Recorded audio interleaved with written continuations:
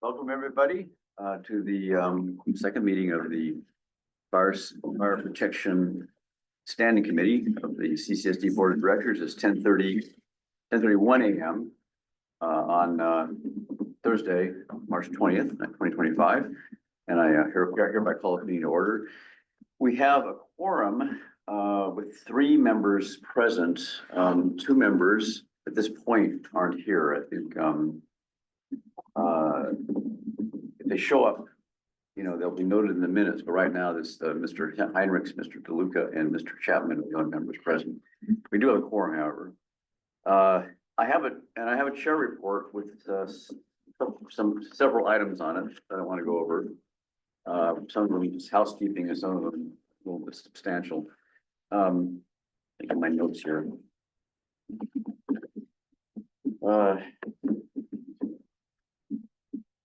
This while we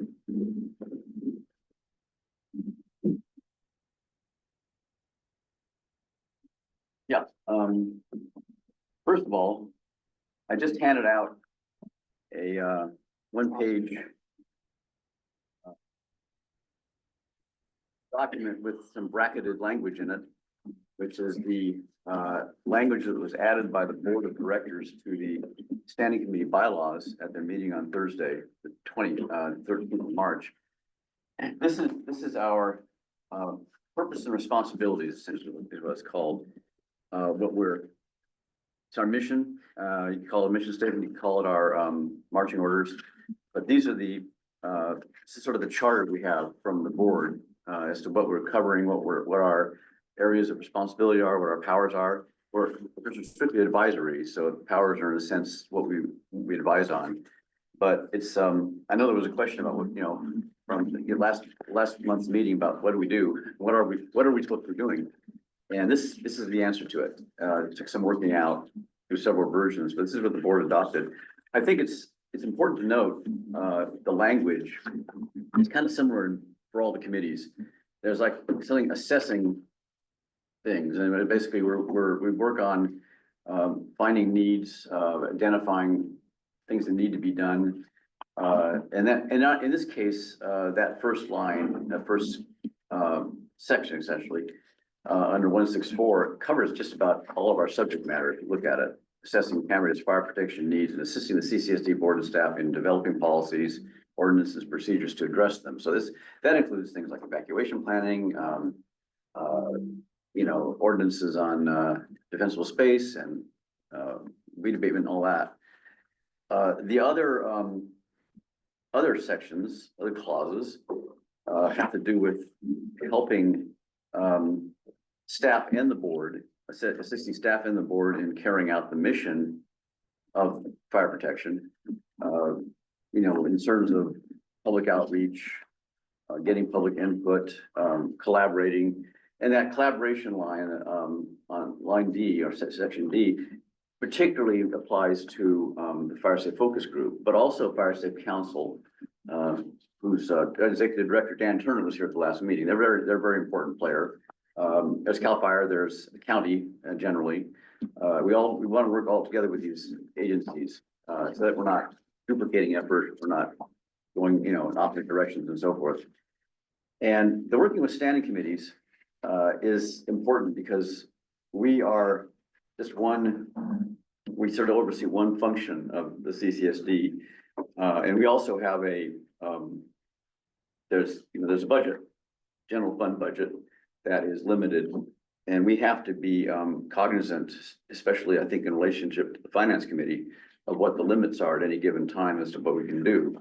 If we think of some new thing to do for the fire department, we have to figure out, well, how does that pay for with the constraints we have? And that's why we have to keep an eye on and sometimes we might actually have joint meetings, as been done with finance, for instance, to work out plans for something that's a significant amount of money. Fire evacuation is another one. Evacuation routes, evacuation planning, those things could turn into significant money depending on how far we get with routes and things like that. So those are all important things to kind of commit to your written memory for the work. Hopefully you have any questions about these from the committee about these five essentially these 5 clauses. Not, So, yeah, well, part, yeah. so what you envision is, gonna break the committee down into ad hoc committees to look at specific items within the, Well, yeah, and we'll talk within our about that. mission. We'll talk about that a little bit in the ad hoc, in Yeah. the business item coming up, the 4A. What ad hoc committees are and what they're supposed to be doing. You guys went through the Brown Act training, and there was a little Yep. mention of ad hoc committees, how they're different from standing committees. We are a standing committee, so we're a permanent committee in the sense that we have a subject area that we are responsible for, and that doesn't change. Ad hoc committees are by nature supposed to be targeted at a particular goal, a particular objective at a given time. There's a little bit of leeway in that because you can have an ad hoc committee that's targeted at, say, evacuation planning, and it may be, in the course of its life as an ad hoc committee, it may go through several specific kind of missions, because if you're gonna go to an evacuation plan, you know, it encompasses a lot of stuff. It encompasses getting people prepared to evacuate and knowing how to do it, and also getting the infrastructure in place, the routes, the areas, and all those things. 2 different kinds of things, but you know, those are kind of, you know, working out objectives in both of, you know, working toward objectives in both those areas can be an ad hoc committee function, but it has to have some kind of objective, some kind of objective to define it. And once those objectives are met, it would technically disband, though of course it can be succeeded by another ad hoc committee that's the same people even. And so it's not like it doesn't have a permanent life, but it can have a couple of people working on a lot of things in succession. So we'll talk about that a little bit on 4A. Any other questions about the other bylaw update? I wanted to clarify something, and I think I was talking to people here before the meeting started, about how we handle meeting scheduling and how the announcements go out. And why it's, those announcements, you don't have to reply to. And if you have any questions about them, you should send them to me rather than Haley, because this is sort of a mechanical thing. But every time we reschedule a future meeting, a notice of cancellation goes out for that meeting that was scheduled that date, and it goes out right away. So you see this thing coming out about June 19th, and you say, well, wait, you know, this is just tomorrow's meeting, isn't it? So you have to look at the date carefully. That's standard practice. Helps, huh? It helps, yeah.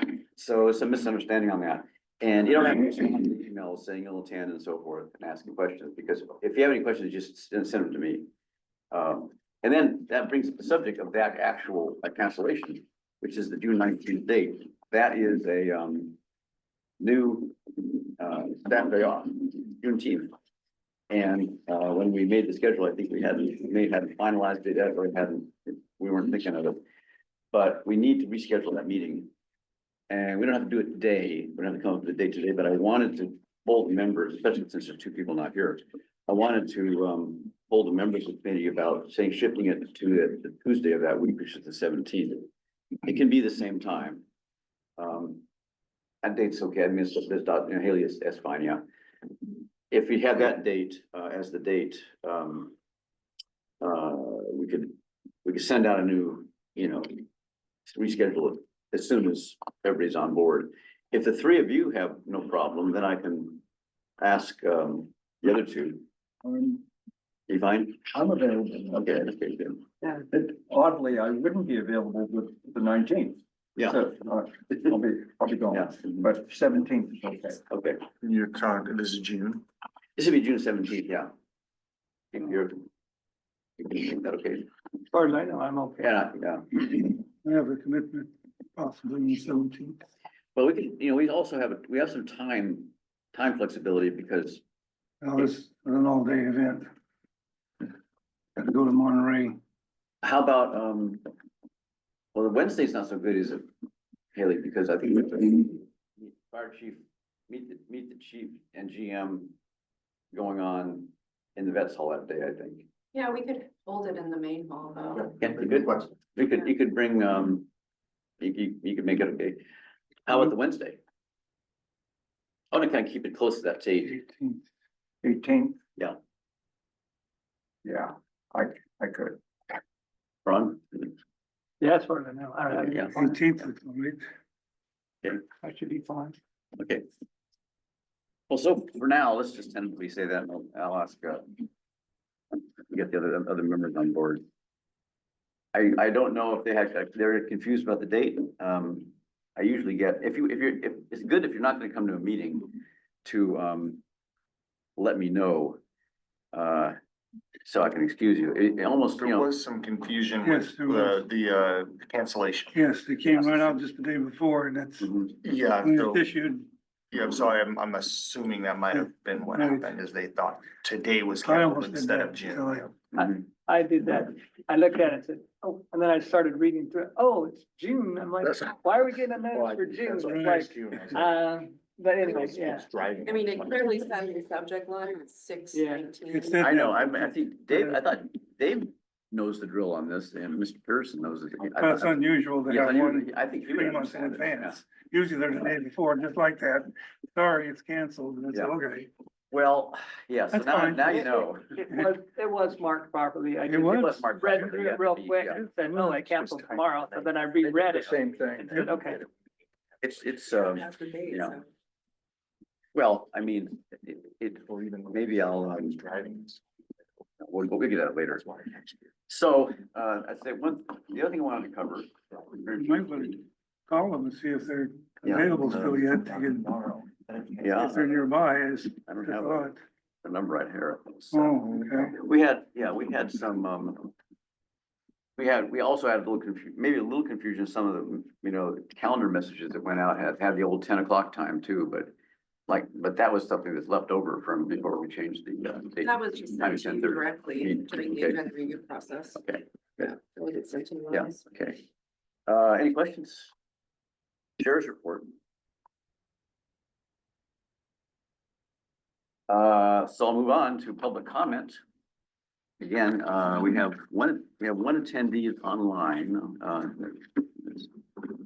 Christina Galloway, and, one in the, one attendee from, well, we also have staff here, but one attendee from the church, you don't have any comments to make on, these items not on this agenda, but within the purview of the, fire protection committee.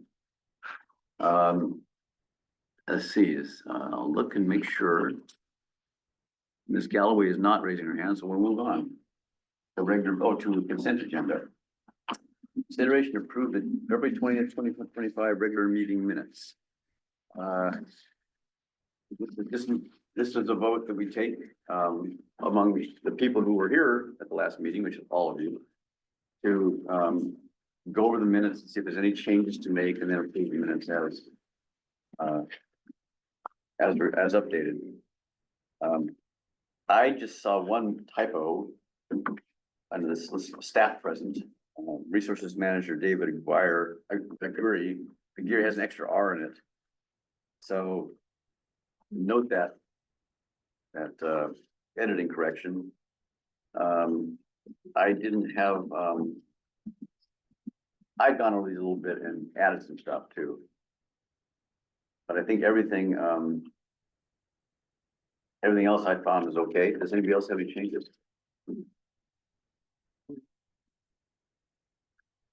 Move be approved as amended. Has there been a motion that means be approved or the consent agenda be approved? I'll second it. And it's been seconded by Mr. Heinrichs. Roll call. Chapman, Aye. Mr. Heinrichs, Right. Mr. Luca. I, Okay, motion passes 3-0. With, two absences. Moving on to item 4A. See, I'd opened before 5 people here. Because there's some people who I think would be natural fits because of their, in part because of the future agenda items I suggested. This kind of grows out of the future agenda items. But I might we might appoint some of them in absentia just to get things going.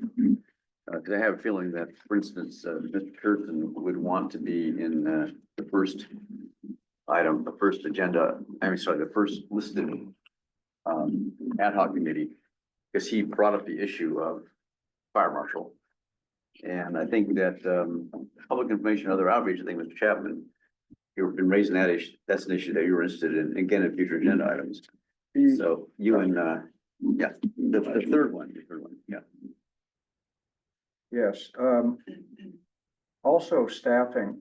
I was an HR guy for Mhm. 25 years, so if Chief Berkey would like me to sit on that, I could help. Well, yeah, it's fine with you, I'm sure. It's up to, you know, actually, technically, there's two ways to appoint ad hoc committees. I can just appoint them, myself.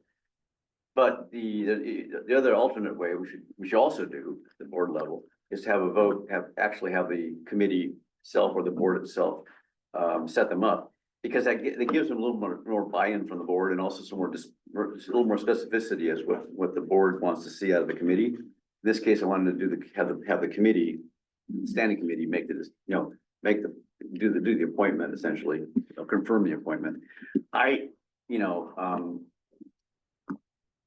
You don't want to, the staff, technically staff is supposed to make a little report, but it sounds like it's pretty much self-explanatory here. I will say though, and Chief, I will give you time to speak about this.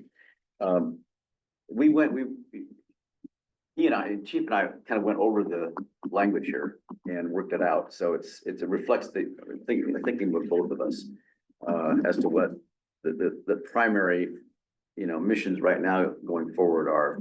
And I see them all essentially, needs assessments, on 3 levels. What we need, what would be needed to perform effective public outreach or public communication, what would be needed for evacuation, effective evacuation planning, what would be needed for staffing, for enforcement of especially for enforcement of the new, weed abatement rules, that sort of thing. So that would be kind of the initial task, to come back and say, what do we need to hear, resources or changes in our procedures and so forth. Chief, do you want to add anything? I mean, I'm looking at this kind of, and so how do I say this? I don't know, I don't want to make any unnecessary, additional committees, if that makes any sense, to put any additional load on anybody. You know what I mean? That's going to be something that we can maybe simplify. Especially when it comes to the public information and other outreach, that might not be necessary. The evacuation planning and the staffing, I definitely agree with that. Although I mentioned last time, like I want to continue the conversation as far as a needs assessment. If we did like a needs assessment for the Cambria Fire Department, that would be great, because we can talk about those things and say, if we wanted to create an ad hoc committee for a needs assessment, that'd be great, including staffing, including these things. That might be the better way to go about it. Yeah, I mean, that's kind of my thoughts. I guess, yeah, the needs assessment idea, it's not mentioned, it's not specified here, but that's what I would have in mind for all of them, actually. The first step, the idea of an ad hoc committee to me is that the committee itself can kind of farm out the work of getting something, a proposal brought back, that we could send to the board, and discuss it and send to the board. But somebody kind of does the work of, the initial work, especially of formulating it, like it's a document or a plan, rather than having everything hashed out in these these committee meetings, because then I think it would be too much time spent on kind of the drafting of things. It just, it's time consuming. Also, we don't want to take up too much time with staff either, at the, doing this. That's the idea of an ad hoc committee here, because I think. What about this, Chief? What about like, for the public outreach, like obviously Haley and the district has a pretty robust social platform, right? Like plenty of stuff gets blasted out in the email and on the website, next door and everything else. But what about an ad hoc that could work on some materials for defensible space, right? So we just passed this new ordinance. And so can an ad hoc work on something that's digestible for the public? Considering most of our committee members are public members, they design it to where they find it digestible and understandable from a public perspective. I mean, yeah, we could. I just feel like that has already been done, honestly. There is a ton of information, like, as we witnessed at the wildfire preparedness. I mean, you have coloring books all the way up to detailed, pamphlets on everything. So I feel like the public outreach kind of thing has already been done. If we wanted to change it and put our name on it or something like that, then yeah, we could do that, but most of it's gonna be coming from CAL FIRE anyway, and it's all already been, CAL FIRE has already kind of taken the lead on most of it. So unless we wanted to make it Cambria CSD specific, Well- then we would have to, then we would basically take their document, put our names on it, and So- go from there. But I think if we're looking at that, I think most of it's already been done. We just have, and we have access to it, we just reach out to CAL FIRE and say, hey, what the PIO. I think a piece of it is. It's almost too much. It's how you, because there's a lot of stuff out there, but is, one, what is Cambria specific and what addresses the questions people will have? I inevitably feel gonna ask, what about this new ordinance? What am I supposed to do? The CAL FIRE, all that stuff's out there, kind of, it probably contains all the information, but it doesn't just, encapsulate it in some really digestible, a digestible form that people can really understand, like a Q&A even, but it's, yep. Yeah, I've thought about that. Yeah. And the codes, the regulations, the ordinance you're proposing is not very explanatory. And so it seems to me that what you're going to have to do is translate the code, the ordinance, and the embedded codes into a set of regulations that the community can understand. And I think those defensible space brochures and such do a fairly good job of that from CAL FIRE. And but I think you're going to have to set it out fairly openly so that we as homeowners can understand what we're supposed to do. And it may relieve you of some of the burden of inspection and telling people over and over and over and over again what they're supposed to do, and so doing that up front may save you a lot of time. I mean, I think, Potentially. Yeah. Yeah. well, having it, doing it up front means having somebody here do it, having the ad hoc committee kind of, do the work for you on, kind of boiling, Mr. Chapman is saying, boiling information down from the ordinances and also the regulations that we're now adopting and making it into a, very useful, small, short document that could be disseminated by whatever channel, our website, even mailings and so forth, but something that's the content part can be provided by the people on the ad hoc committee and obviously working with fire department. And so they are kind of a link between the raw material, which is the state regulations and the ordinance that we've just adopted actually, and accessible, communication with people we just need something short and sweet and clear to read. So I think that's a kind of useful thing. Kind of on that same subject, I got this from my insurance company, California Fair Plan. Yeah. I had to have it. But it's actually it's small, it's like 6 or 7 different things that they give discounts for if you do this to your homes. And they're very simple. Well, some of them are a little expensive, like they want Class A fire rated, shingled, stone, concrete. At the bottom of exterior walls be cleared.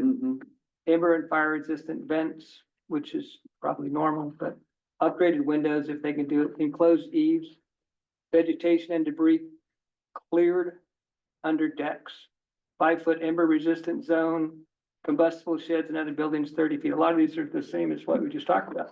But it's very simple and there's only a few steps. And if the people follow this or something similar, then you'd probably be up to code and everything else would be much simpler.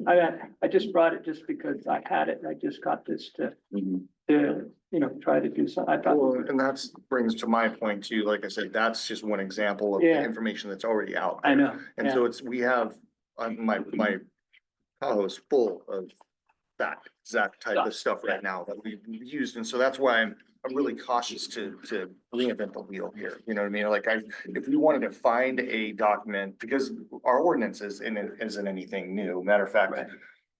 it might be a little bit more stringent, but it's not, I mean, it's not really, especially since the county is going to be proposing a new ordinance here. They said it's gonna come out in spring, so any day now, that's very similar to what we have. And so I'm imagining there's gonna be information, overload with that whole thing too, but, it really is like in my mind, and again, I'm coming from this background, I see it all the time, so to me, I'm looking at it going, well, it's already there, we just need to figure out what we want and what we don't want, and what we wanna hand out and what we don't wanna hand out.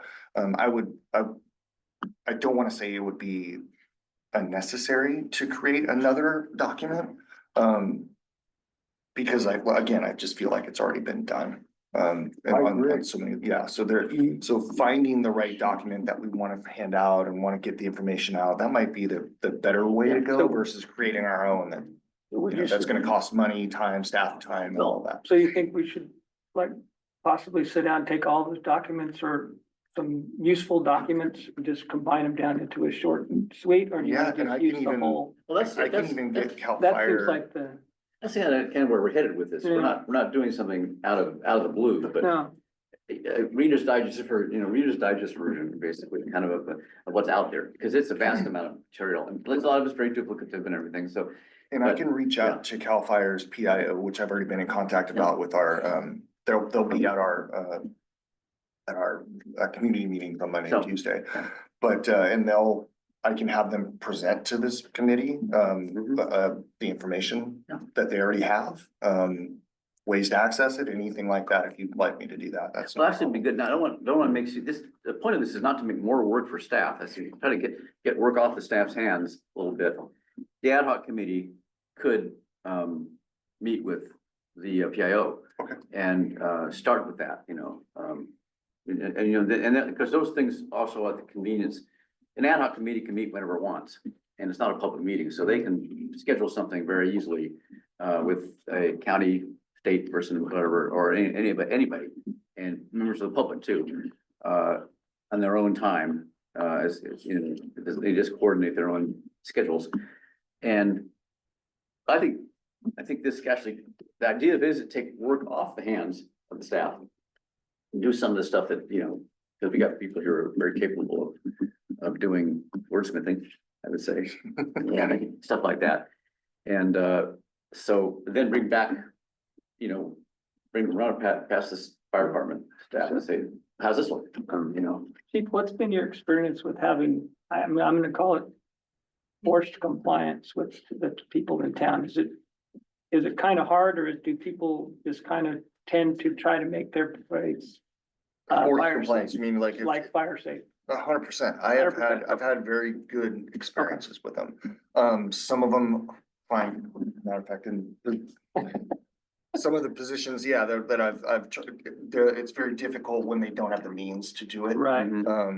But most of them want to do it, and I've had a lot of success so far Okay. with, homes that the citizens have the ability to do it. Especially when they see me walking up for some reason, they just.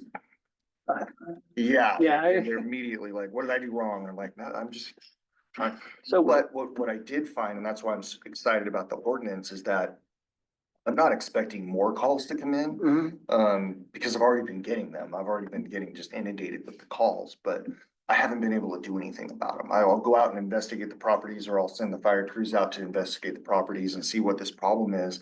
And we go, oh, it's on a merged lot with Right. the home.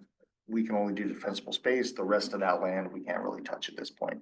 And so now we have the ability to actually do something, Right, which will increase staff time and it'll Yeah. increase but it, you know, it at least gives us some direction to go. And, Right. and that's why I'm open So- to talking about all of it, because I think, would it be advantageous to say, you say people don't have the means to do it, would it be proper to look at some sort of, I'm grant money or something to help those people who can't comply?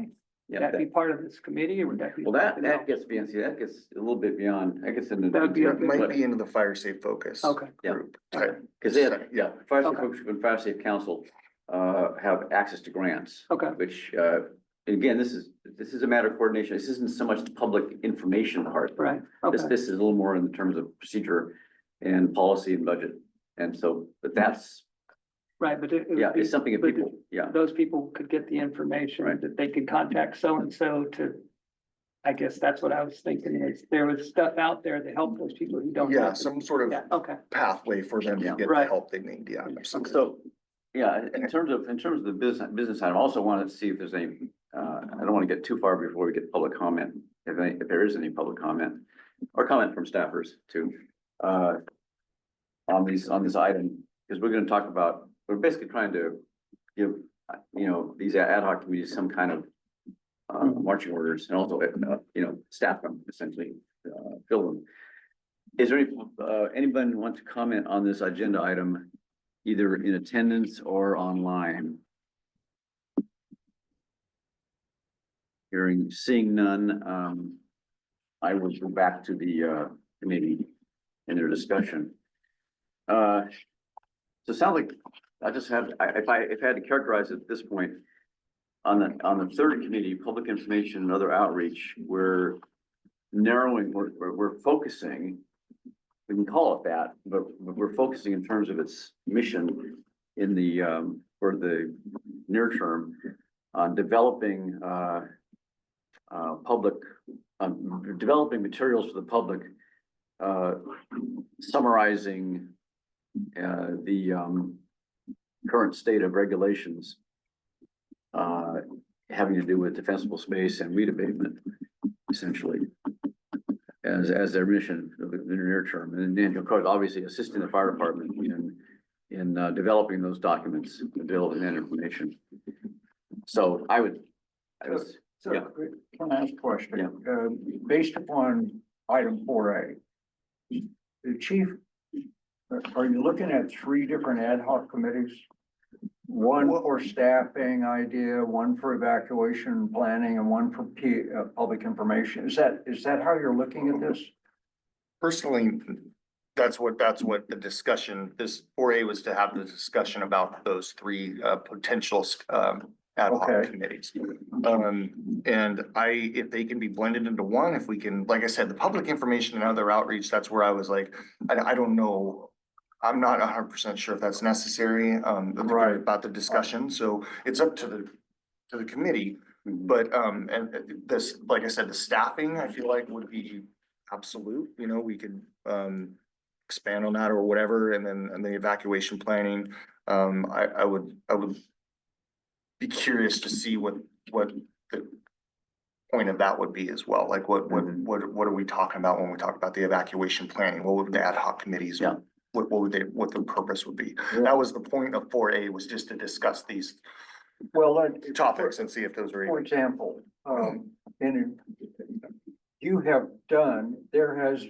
work has been done on evacuation planning. The Cal Poly Still, did, yeah, uh, correct. put together a framework, I believe. they're doing something, aren't they, working on that, like Fire Safe Council is working on something like that, that plan, they have a class or something that Dan was talking about. I don't think about that. Oh, that's a different. Was that fire prevention or something? Oh, it's what, it basically, real broad focus wildfire protection plan. Okay, And that's that's a, coursework thing, it's a capstone course. There's evacuation planning has gone through a lot of lot of stuff over the last few years, starting really with the, I think the first study was done in 2019 on the, analysis by the Cal Poly, transportation professor, Professor Norsu. Remember About- something about Yeah. Yeah, that started the whole kind of process of trying to figure out how to get routes set up and out of here, whatever, evacuation from Cambria. Uh-huh. There's a parallel issue of within Cambria, how you get people, how you get the word out, Mhm. and how you get people, make sure people can get out of there, get out, and also helping people who are not mobile get out. All these other things having to do with the getting people, you know, out of harm's way. One big issue. And the other issue is how you get people out of the area, once they've gotten out of their houses or whatever. So it's a big thing. I mean, I think it Well, doesn't, yeah. My question is, what has, do we have a set of documentation about what's already been done? And so you've got a stack of material someplace in a file, or electronically. Is it that this stuff needs to be organized? Does it mean that we have to solidify an evacuation plan for the community? Or has that been done and it just needs to be refined, you know? Well, At what depth? more so. Where are we in the Yeah. process, I guess I'm asking? Yeah, I guess that could be an element of the ad hoc committee to do more, a little bit of that, but what I'm also looking at, I think would be, applicable to this would be the application of if we wanted to do evacuation drills, if we wanted to move forward with different, kind of, you know, what our website looks like, what are we, and interacting with the county, which is pretty much every move I make, I'm with the county on it. So that might be something that the ad hoc committee could look into and investigate whether this, and reach out to other agencies outside of our local area to see what they're doing, the applicable, or right, but how that's going to work, and find out what they're doing, and maybe we can bring that to Cambria. So maybe that's what the ad hoc committee can do in that Yeah. sense, and bring that back to this committee and see. Okay, I think what would be a better, a more useful approach from an ad hoc committee level is to start looking at what the chief and I are working on, along with working with NCAC on the side, is we're doing this evacuation preparedness meetings Oh, you are? that start next week. Well, they're emergency plan, they're not evacuation per se, they're Emergency emergency. preparedness, preparedness. which encompasses evacuation, Right. wildfire preparedness, Yeah. earthquakes, Yeah. tsunamis, floods. But we're giving each individual neighborhood a little bit of solidarity within that neighborhood. So you can connect with your neighbors and plan at a neighborhood level. And that's where you can start being more prepared for the evacuation piece. And so each neighborhood is gonna be getting together and asking all the questions, and we'll have the handouts and some guides on how to prepare for where you do need to go. That's to include those that are, have mobility issues, the ability to transport themselves, maybe they drive, maybe they don't drive. I think that's where the ad hoc could help a little bit, is step into that realm and think about how we could put together these meetings, get more information out there, bring groups together in those. That would be the right place. As far as evacuation planning goes, as far from a district perspective, the chief and I still have a lot of work to do with that, because, you know, we're limited. Highway 1, Yeah. Highway 1 South, Yeah. Highway 1 North, 46 East, and then there's, If you can get there. if you can get there. Or And can then- you swim? Well, and we wanna make sure that we're in, sorry to cut you off, we're in the, we wanna make sure again that we're in this, we're on the same page with the county. So the county is, if they're, you know, sending out a message, you know, leave early and we're telling them to wait, then that's gonna completely be opposite. We're not doing that. We're saying the same things. And so that's what I wanna make sure that we're doing in any step of the process. We're sending out the same message that the other areas are sending. Even though we're specific, we have a little bit of a different, you know, kind of problem up here, but because of our access, but most of the county is gonna be on the same page, and we're gonna be doing the same, Okay. sending out the Yeah, same messages the there. county has an emergency services office, and there's an alert system that I'm signed up for. Yep.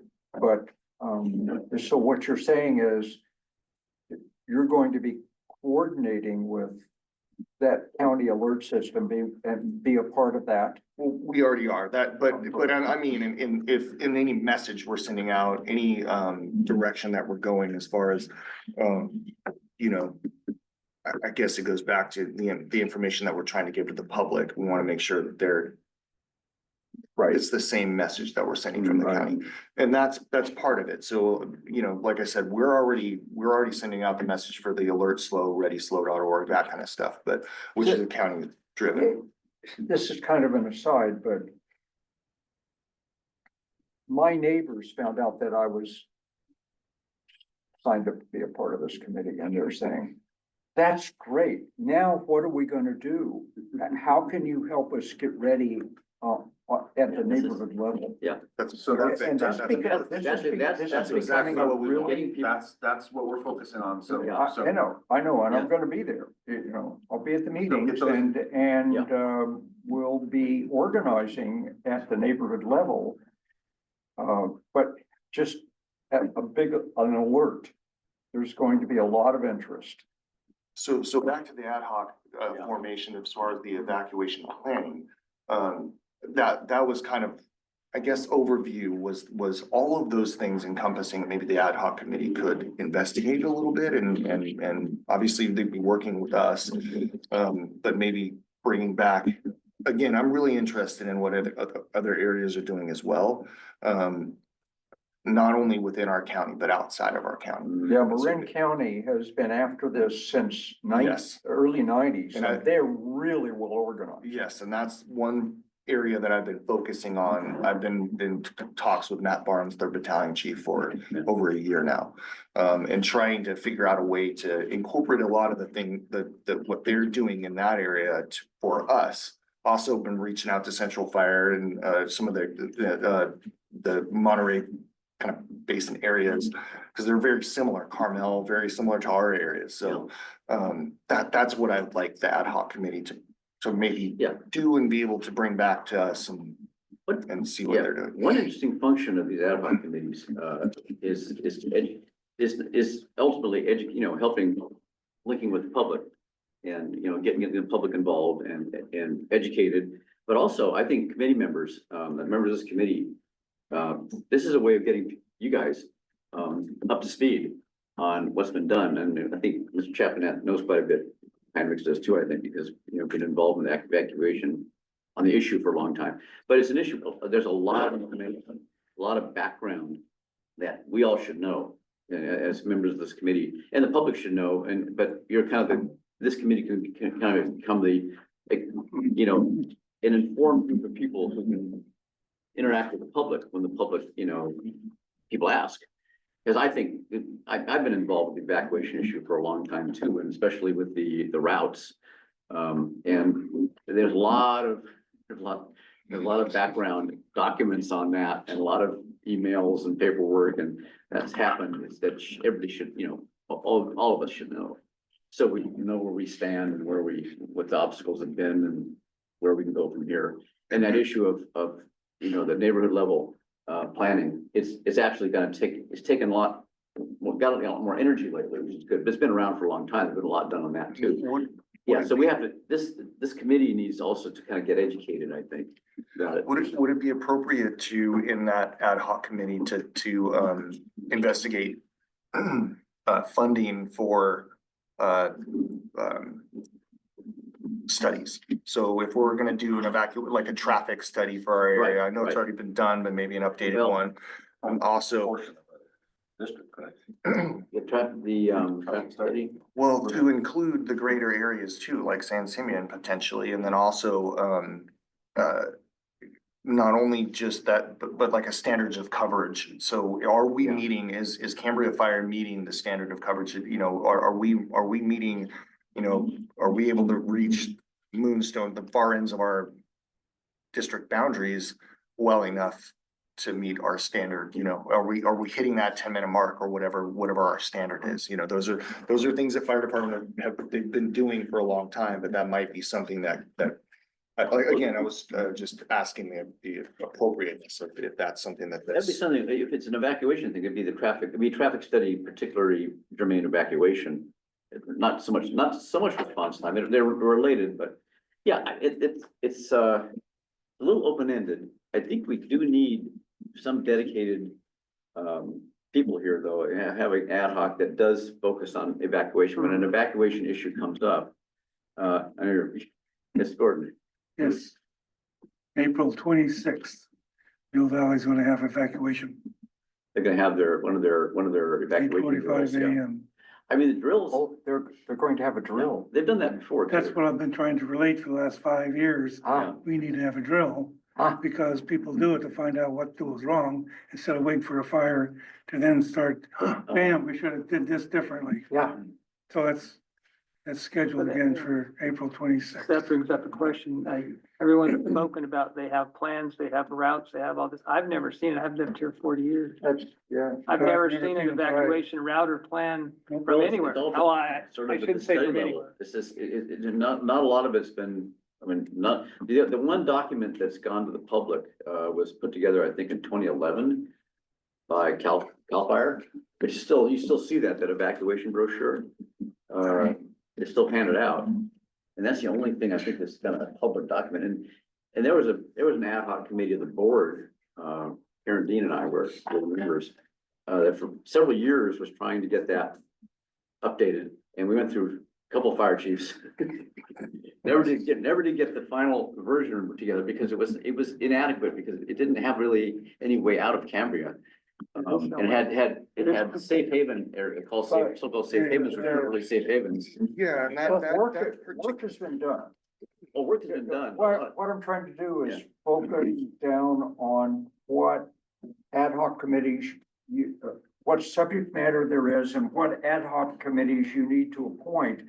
And then we can, and then you can poll the members of the committee, Yeah. of this committee and see what they're interested in, most interested in working. I think these three, recommended committees, were pretty much reflect my thinking. I don't know, Chief, pretty much, pretty much reflect our thinking of it. If there are gonna be three ad hoc committees set up, which is a good number, utilizing the 5 members, these are the areas, where they should be directed at this time. And I think we're sort of having a free-form discussion about, what they would deal with specifically. I think it's better at this point, maybe best at this point, to get people who are interested in these topics and then, proceed to give them direction as after once we've appointed them, which is what item 4B is, for instance, if there's going to be a public information and outreach committee, 4B is sort of giving them a task, if you notice. Yeah. And so maybe at this point, it's good to get, the members who are here at least, gauge their interest in being on these committees. They're two per committee. And then, I will, if there are 2 people here who are ready to go on a committee, I think evacuation, I kind of know who might be ready, who want to do it. We can appoint the committee at this point. I don't want to appoint a committee when in abstention, but I have an idea of who would. Well, I will volunteer for staffing needed committee, Okay. for that ad hoc committee. Okay. I would be happy to work. That's good. So I think, So you can find somebody else. well, I think Mr. Pearson is the guy. He is the one who has been raising the issue of staffing, particularly on the fire marshal position question. I would assume, and maybe we can make that decision now, because I would assume that he would want to be on that committee. So what I would say is first of all, we could, as one motion or proposal, and you guys, of course, have to do the motion,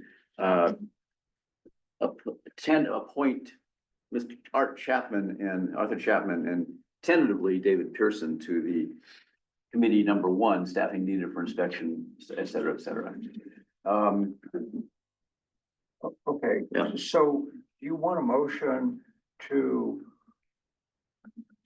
establish 3 ad hoc committees with in these focus areas, and then name and appoint appoint, yeah. Pearson and Chapman to you know. Yeah. The first ad hoc committee. Yeah. Ad hoc committee one. Is that how you want to do it? And then we have to do the other two committees as well. I would, suggest Mr. DeLuca and Mr. Heinrichs for the evacuation planning. Because that is an area of stated, they both stated an interest in that and, longstanding in one case. And then on public information and other outreach, Okay. Question. These are my suggestions. I'm gonna see if we're ready for a motion for that. Yeah. And then we can, and so you just made a motion? I didn't make a motion. I just said, Okay. I'm proposing this. Okay, For the committee. The other proposal, number 3, would be, Mr. Chapman and Mr. Safford. Only an hour. on which? Oh, number 3, public information and outreach. Unless you guys, either of you want to do that. I want to, it's up, I want to keep this a little open. Who else? Oh, Tony Safford. Safford, yeah, Tony. Safford? Yeah, he's the other one who's, absent right now. Okay, that's no stretch for me. So, I can do that. okay, So you'd be on 2 committees. Yeah, actually. well, there are only 5 of us and there are. No, that's fine. I just want to make sure you're One aware of person has that. to be on 2 committees. Right, You're gonna have correct. That's, yeah. make sure he was. 3 hearing hours out of 2 5 people, yeah. So, yeah, Unless you want to do that, but it's, I was thinking, you seem to have the most, done the most thinking about it. And at this point, in terms of Well, specifics. well, I went down the rabbit hole in the last, since you called me. Well, okay, so that, I'll throw that out there. If somebody wants to make a motion to that effect, that we could, staff the committees. And I will, of course, if Dave or Tony does not want to do it, we'll come back and restock them. I think they will. But, Okay, so. Yeah.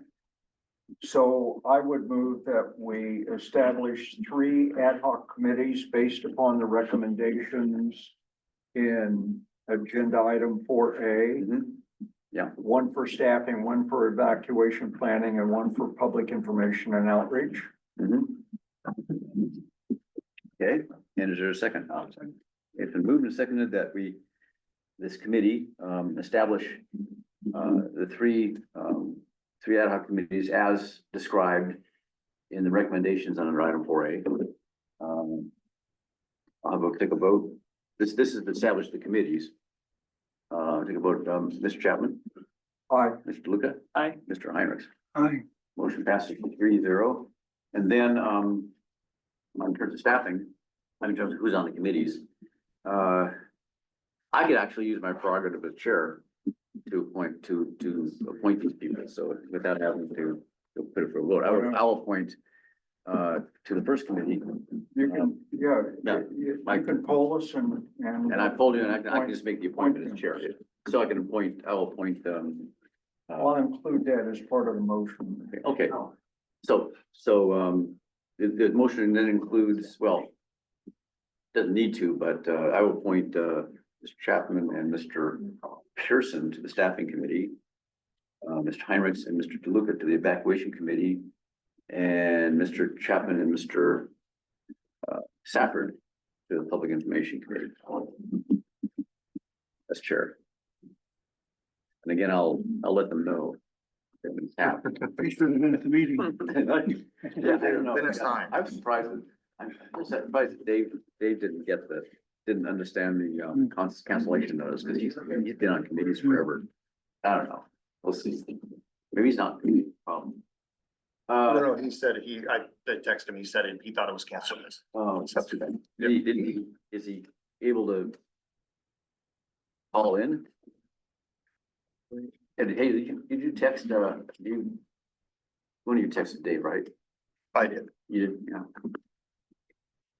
I don't have Tony's text, information. Anyway, so I'll move on then as we go to, item 4B. And this, actually, I think we actually make this explicit in the, description. We're giving guidance to the newly formed ad hoc committee on public, outreach and information on, what to do with this information on the, regarding, connected to the new weed abatement ordinance. Hopefully Has the ordinance been passed? yes. Oh, okay. Hopefully you, if you haven't done so already, you should, review I guess the tape of the meeting on last Thursday, the board meeting. It was sort of, when was it? That was a very long meeting, but what point was it in the meeting? It was around Sometime in the afternoon. sometime in the afternoon. Yeah, it's, we had the board, I think pretty well, the version that was before them, incorporated, I think pretty well our major points that we were discussing as a committee. There was a lot of tweaking, still going on. And I think finally, they decided you can't make everything absolutely perfect. And they passed it. I think the major changes that reflected our discussion, I'm trying to remember now, had to do with, I can was bring it it? up if you want. Yeah, I'm bringing it up, but Do you have a final version? there's a final version that was passed, yeah. Is it available some, can I look it up? It should be, It's still in, being reviewed by our attorney. because it has to come back for It another, has the board's red line revisions, but Yeah. I send it to him one more Could you time. send it out to us as soon as it's available? I think, if there's is it red line version available now? I just don't know if this is like the final. Yeah, So they just changed suburban on the To first urban, page yeah. to urban. Under chapter 6.05.010, they added back in a third paragraph where the board of directors finds and determines that the uncontrolled growth and or accumulation of weeds and grasses, that paragraph. Under 6.05.020 definitions, they changed trees to hazardous trees. They updated the 6.05.40 to 7.05.040. And under that item, they changed item B from remove weeds and hazardous trees to abate weeds and hazardous trees. Under item C, they changed some wording. And then they moved that whole section under D. oh yeah, about the waterways section. Yeah. They moved That that was out, very confusing to and me. moved it out of that sequence. So it made it so it's separate, kind of. We standalone. put down at the bottom, Yeah, And then exactly. the last change was under 6.05.050. They just updated the first paragraph. Oh, I want to read it because you're gonna have to develop regulations. You're gonna have to publish standards. Yeah. As they're listed in the ordinance. You're gonna have to publish those standards, and that's what you're gonna base you're gonna base your decisions about abatement on those standards that you're going to, Well, that you're going to require, us to live on. Yeah, I mean, publish, so. Where, I mean, are you talking about like where you want to see them or how we're gonna get this information out to the public as far as what they're expected to No, I have? mean, what I mean is you have to translate the ordinance into a set of standards, or regulations. Well- It's in the ordinance. You've got to do it. And the standards need to be very specific about what a homeowner needs to do. And if you adopt, you can adopt the state farm, CAL FIRE's defensible space Yeah. requirements and elicit those. And then people can say, okay, that's what I have to do. I've, Yeah, so- I've gotta do zone 1, 2, zone 0, zone 1 and zone 2. And I gotta go through my property and I've gotta do these things in order to be in I'm compliance. stepping ahead a little bit here because this is kind of the subject of the subject of this 4B is really basically to formulate a something that the public can use. So That's, I want to say something about kind of protocol here, about how we do discussions. This is this is a committee that's basically has discussions through the chair. And we're sort of free form now, but I don't want to turn this into a kind of one-on-one with committee members and staff. okay, You have to be kind of careful. so how, Yeah. how do I, You're asking, how do, you're how asking this do I question comply of the with the way committee. these things run? And, Yeah. and make these comments, so Yeah. please help me. Okay, this part of it is, this is the question that we're answering with this, this item, because the public wants to know what you do specifically to comply.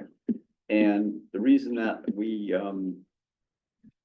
printed out these two, state regulatory documents that are referenced in the ordinance is that they have kind of basically the meat of what is required, between them of property owners.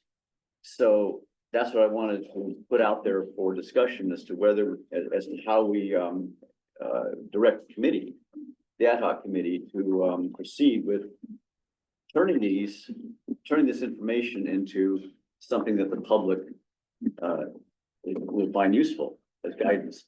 And so we're not so much trying to do the work of changing, formulating very specific standards. That's kind of that's more of a legal thing, isn't it? I mean, if you talk about it for the fire department to do, we're talking about public information, public Okay. documents. I think we go backwards to what we were talking about. Yeah. The chief and I can get all the materials that we have, CAL FIRE, Yeah. defensible space, all the different zones. We can compile all of that, give it to the ad hoc, and Yeah. then let them chew on it and see if they can Yeah. come up with something that's digestible. Basically, For the chief and myself,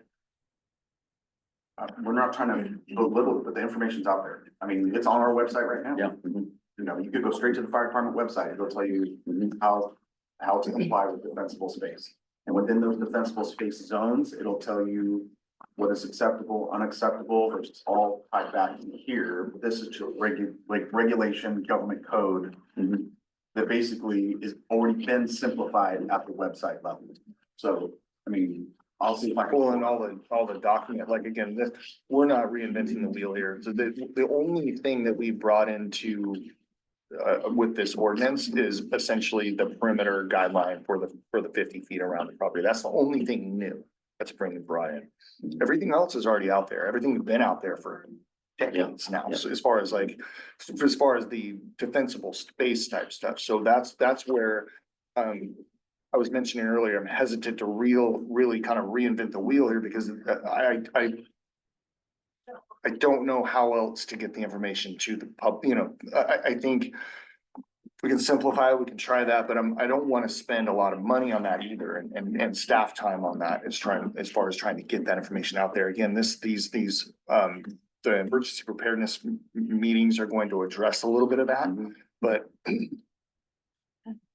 I do feel like there needs to be,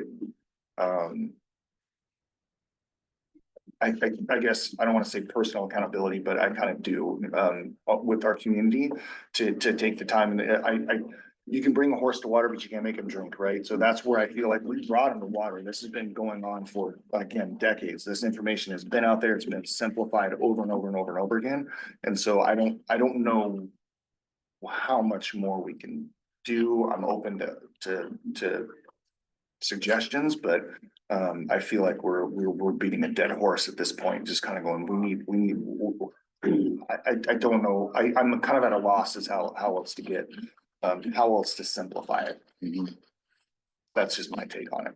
I guess But how to get it to the point where people can read something and actually do what we want them to do. Yeah. Yeah, go ahead. Part of that would be from the meeting that you're gonna have. You're gonna get a lot of feedback of what they don't know and how come they don't know it. My reason is I've got 3 lots. My house takes up most of them. And anything around it is not meeting any of your standards. Cause I don't have trees, but my neighbors do. And I said 50 feet, I'm in my neighbor's yard. And now what am I gonna do about that? So I don't meet your criteria. Well, it's the property line. It'll be the property Well, line. that's what I'm saying though, So that's where for my Yeah. safety though, I'm not meeting a requirement. Yeah, I think, yeah, I do think it'll be interesting to see what happens at those. Right, neighborhood that would be the meetings. good start, But I think what I see needed is, me anticipating questions. Again, what Mr. McElhenney was saying is true. There's all the information is kind of out there, and this ordinance extends, the rules, to develop properties. The rules kind of stay the same, but even I don't really know, all the rules about what I can plant, for instance, near my house. Like what's fire resistant, what's not, and that's kind of mentioned here a little bit in in chapter 49. What's fire resistant? What's hazardous? What constitutes hazardous vegetation? What's the threshold there and things like that. There are all these questions that as a homeowner, I kind of grapple with, like, and I think there does need to be some kind of, easy guide. To digest this information into a form that, will answer questions so that people aren't just continually wondering or asking. There's the guide, there's guides for those like out there too, the native plants, the non. Well, there are guides all over the Yeah, place, they're- yeah. It just, again, we're like Chief said, you can lead them to water, but you can't make them drink. They've got to go get their information. So how are we gonna get that information to them? Mm-hmm. And that's what I What's the- like these for the community involvement things, but I'm curious to see how many actually show up because I've lived here for a long time and I've seen a lot of, don't tell me what to do, I'm not gonna do it anyway. Yeah, my Just the way suspicion is. of the world at You'll this point. reach maybe 20% of the people of those. And, they may not be the people you really need to reach Well, either. and we're hoping to, what you said about your neighborhood liaisons, bringing that information. If you have somebody that is showing up to the meeting, goes, I'm gonna bring this information back to our community. And yeah, we can't reach everybody, it's impossible, but if we can reach more than what we're doing now, then we've succeeded, and I think that's the purpose is to bring that back to the communities and really, I don't wanna say it but put pressure on the communities themselves, on the neighborhood to do the work, to Yeah. put the time in, to actually take it, because most people, they're gonna come to the meeting and they're gonna leave and that was great and go have lunch and forget about it. I Yeah. don't want that. I want to be able to continue this process and bring that information back. So, And then there are the people who live here part-time. Who often are not here very much at all. And in my experience, some of the most problematic situations On my on street, developed lots. 50% of the homes are part-timers. Yeah, well, that's it. In Cambria, it's basically a third of the homes, overall part-time. It's a big, couple thousand. Maybe 1,500 homes or something like that are part-time. And the ones that I found to have the biggest problems with lot clearance or with hazardous situations are part-time. And people who are not here very much at all, kind of neglect things. I don't know how you reach them, because they're not gonna be coming to the neighborhood meetings. I've had actually quite a few people reach out to me that said exactly that. They're like, I know I some don't of the live there. specific cases Yeah, that we mentioned to you, they're Yeah. part-timers and. Yep. So I don't know how you reach those people. They're the ones who probably be reached most about the developed lots, about the new rules as well as the old rules. And again, it gets back to what this ad hoc committee, has to consider who we're trying to reach, how to get as many people as possible, in the loop as to what we're trying to do. The information is there, but it has to be somehow, condensed and then disseminated.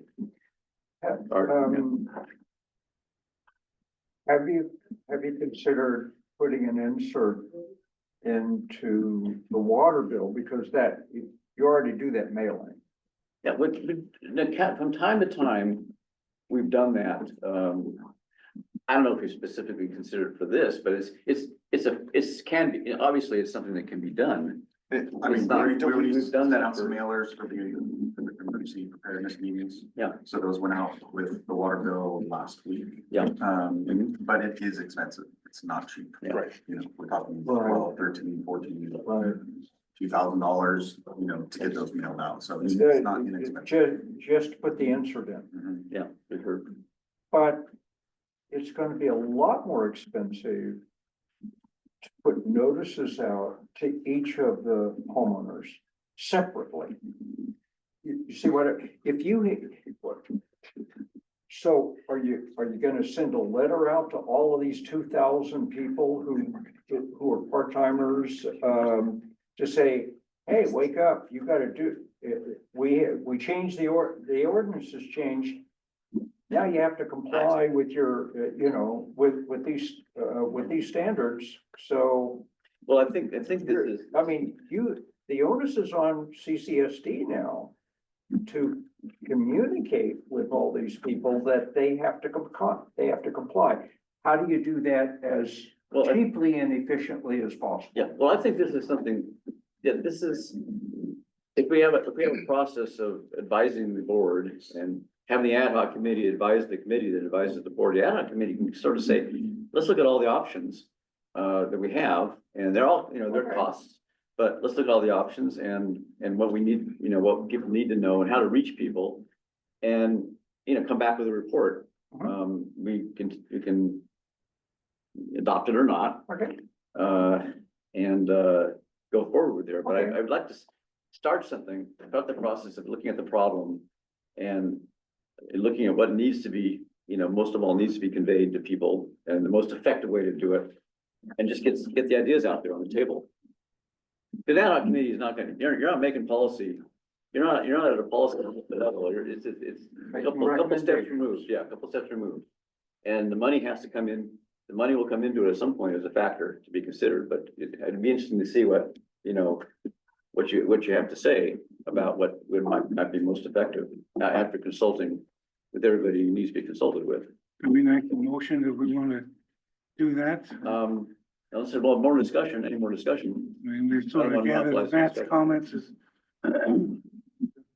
move it forward of what information is available and give that to the appropriate ad hoc committee to see what the options are and then see what they've used in the past and tell it and Not get back is what Yeah. I think. Whatever, Right, mean, you you got folks- a lot of work done already. I mean, there's been a lot of groundwork done from several different agencies. So we can give you the information, and from the public perspective, you are the ones on the ground that Right, understand what yeah. makes sense and doesn't make sense. Yeah. For us, coming from the fire service, it just clicks with us. We understand. Right, it. yeah. So whatever you guys need to do to package it, to make it more digestible for the public, once you get that set, we can talk about mailers, inserts, blast Yeah. outs. I guess from the fire department's point of view and our point of view, CCC's point of view, we're trying to get as much voluntary compliance as possible. So they aren't relying on inspections and citations and all the process. That, the enforcement is very expensive, very time consuming, very staff intensive. We have this dilemma of, we don't have dedicated staff for that, don't have a fire marshal. And then in foreseeable future, our budget's not gonna change. But if we can do anything that, stimulates people to just take care of the problem on their own. You don't have to scare them, but basically say, this is the rule, this is how you obey the rule, this is what you do. Get that out to everybody and see what happens and see how many people will simply, because, people, if they're reasonable, do want to preserve their property from fire. They want to protect their property. There is gonna be some pushback, like where I live in a little HOA, we have like 21 homes. They just rewrote the whole CCNRs and everything. Now those CCNRs, what they wrote was a lot of it came from the old fire chief who made a decision on our roads and stuff. Those are not compliant with what it should be, and so that all has to be looked at again, because now it could be, it's always been a danger, and now it's even increased the danger because of the way things are working there. But, so I'm gonna see, this is a new ordinance, but they're gonna go, it's in our CCNRs, it's been approved by the county, blah, blah, blah. Yeah, And so there's gonna be, just in my situation with our little group there, I can see some problems coming. Like I've walked down the street and I'm going, that's not in compliance with anything. But it's been that way for as long as it's been an HOA. I actually lived there before it was a HOA. So I saw the change. Retroactively, yeah. Yeah, and so I'm kind of, that's where I'm coming from. It's like, I don't think people are gonna be that easy or that compliant with stuff because they've been doing it for 20 years now. Mhm. And now it's gotta change and they're gonna go, well, I don't wanna move my car. I like my car parking, in front of my house and I don't wanna put it in the driveway, Anyway, that's just my, We're expecting, I'm expecting Yeah. that. I get that a lot, and I don't think anytime you introduce an ordinance that changes things or has the ability to enforce these things, it's gonna be easy and it's gonna be, people are gonna like it. But at the end of the day, I'm not here to make people happy. I'm here to keep them safe, Right. And I think at that day, will come where we're in that neighborhood, and we're Right. gonna be talking to them and saying, this is what's gonna happen. Well, I've got that, even with our weed abatement ordinance, I've never had to do this before. And we're Right. like, no, you have. It's always been there. it's always in there. Clearly outlined. It's Yeah. just never been enforced. Right. And that's where the Yeah. difference is that we have to start enforcing these things. We have to start making these changes for real now. And yeah, 20 years, I've heard people say Oh, yeah. 30, 40 years. 30, Oh, 40, yeah, yeah. it's like, and it's difficult, but, yeah, what you're bringing up is. The information gap, information problem isn't that the rules have changed so much, is that people have, up till now, they've not been aware of the rules and how they apply to them. Yeah, And, or there's some news here, things. well, and there is accountability, personal accountability on that too, that somewhat frustrates me because, if you're driving down the road and you're expected to know the speed limit, whether they post it or not, there are certain rules that you're expected to, when you buy a car, you're expected to know these rules. And so I think even with the CCSD, I don't know legally, I guess I could be corrected legally if there was a legal counsel here, but my understanding is that what we're doing right now is posting, once legal gets this standard back, or the ordinance back, it has to be posted for public viewing for 30 days. Yeah. After that, it's on the public to understand the rules and then understand what we're talking about is going above and beyond. And we're There's gonna be a meeting at 12:30 today. I know, and then we'll wind up pretty soon, yeah, but no, I'm just making a point, I Yeah. guess. So nothing to. we want to facilitate the process of the public. Yeah, I I think, think public doing the right thing on their own. Right. And that involves information, getting information out, but also, I mean, at some point they are responsible. We just want to make sure they know what they're supposed to do. I don't want to get this, I want to move this on to, I know, is there any public comment? I notice we have Christina and Galloway and David Pearson in attendance. Does anyone want to comment on this topic, this subject? let Dave know he's been assigned to some ad hoc. Oh, yeah, we have a meeting, I think, the congressman's gonna be here in about half an hour or so. We do. I do have. You wanna make it? So, a motion? well, I have a question. Sure. So item 4B really appears to ask the question, I expect It, 4A. it relates to, item 4A. Right. In that the public information and other outreach, it specifies what should be done within that. It doesn't Yeah. appear to require a motion. Well, I think we wanted to, I think the idea of it was, and we covered it in our discussion of 4A quite a bit. But to make it, highly specified, we want to give that committee, that ad hoc committee, specific task of getting the public informed on this updated weed abatement ordinance. In other words, it was basically a specific task for a specific topic. And they're in their more general topic of updating the public on the rules for things. So this is basically seeing what needs to be done to get the word out about the changes and what's in that ordinance. And that's why we attached the state regulations, because they're incorporated by reference, but they're not gonna be in the text of the ordinance.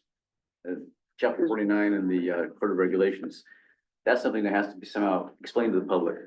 So that's what this motion's about, is about giving that ad hoc committee that task. Is that meeting that's next week, is that gonna include some of this? There'll be questions about it, I'm Yeah. sure.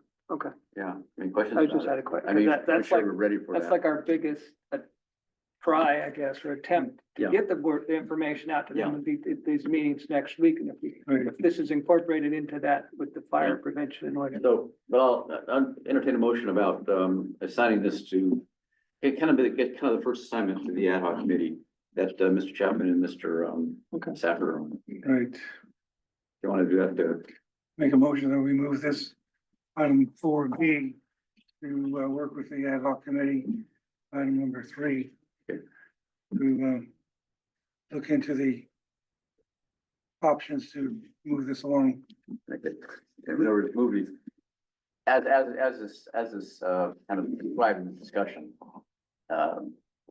Guidance on the state code provision, on the updated ordinance for weed abatement and related matters. Do I have a second? Second by Chapman. It's moved and seconded that the public outreach and information subcommittee be assigned the task of developing materials or information for the public on the related to the newly updated weed abatement and dispensable space ordinance. And I have a roll call, Mr. Aye. Heinrichs, aye, Chapman, Aye. Mr. Luca. Aye. Motion passes 3-0. Thank you, everybody. We have one more items, future agenda items, which I think I don't think we have many, we have some future agenda items that are held over last time, which I think are noted in the minutes. Does anyone have any other future agenda items to propose at this point? If I could, of course. Yeah. Yeah, so we had discussed the last time, I know, it was about staffing, but I also wanted to bring maybe a conversation forward about, fire engine replacement or funding, if that's applicable, and also, station and, facility The facility, improvements. improvements or possibly, yeah, replacement. It's That is very some- important from that last meeting we were at. Mhm. We got 5 years ago and Yep. you got Yeah. a plan before they're obsolete. Right, Why new and what are the next one? yeah, so that might be, yeah, something Yeah, to it's discuss. a obviously a major budgetary issue. How many, Chief, how many are you looking at having to replace? Just one? or- Engine, fire Just engine. one engine? Yeah, so right now, we're just trying to replace the one because our first out will go into the second out Okay. position. Right. And it's usually it's a 10-year lifespan, so our first out fire engine is 7 years old now. Okay. And Yeah, so by the time, if we don't talk about that now, the Right. building of the fire engines are about 3 to 5 years out. And we just have type 1, right? Not a type, wildland?